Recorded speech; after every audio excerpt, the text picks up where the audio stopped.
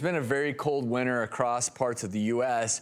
Sometimes, you know, it's super cold outside. Before you leave in the morning, you might start the car a little bit early just to get things running, maybe get those windshields free of the ice. Well, our next guest, Taylor from Roseville, Michigan, did just that, like so many of us have before.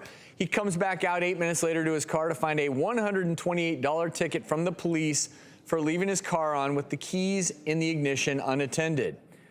Taylor, of course, angrily posted the ticket to Facebook.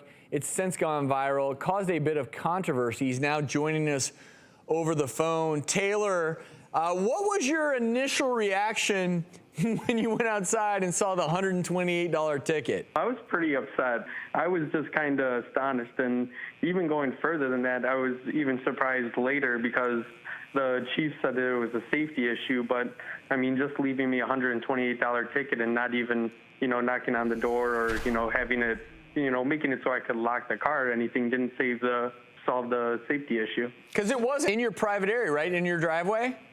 Yeah, oh yeah, it was pulled up all the way in my driveway. So Taylor, their issue was that if the car had been locked, then you wouldn't have been cited with this ticket? Yeah, that's what they've been telling me.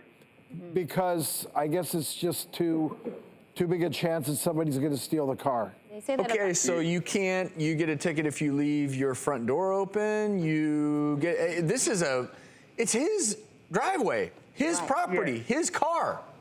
And that's the kind of silly part is like if you leave your, you know, your front door open, you don't get a ticket for, you know, someone coming into your home for like home invasion or anything. I mean, I sympathize with you. Michigan, I'm sure it's cold.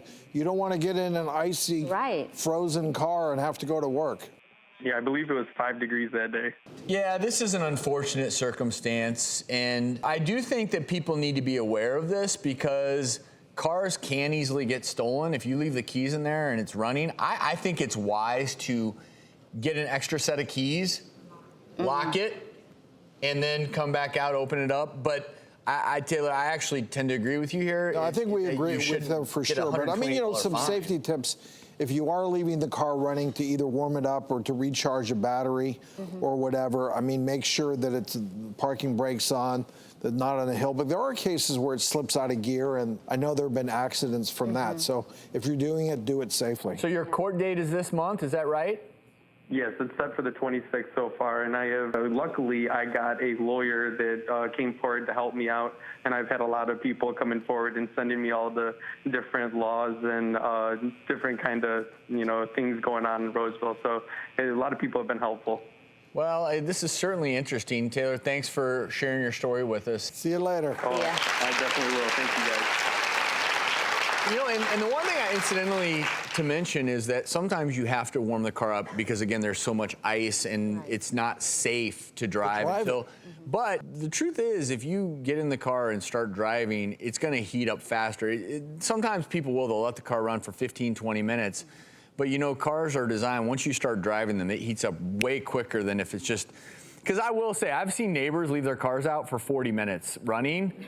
We've all seen it. And you're like, well, that's a long time. So I think there's a fine line, but I think certainly if you live in Roseville, Michigan, don't do it there. I would not. $128 or you end up in court. A lot more to come. We hope you'll stick around.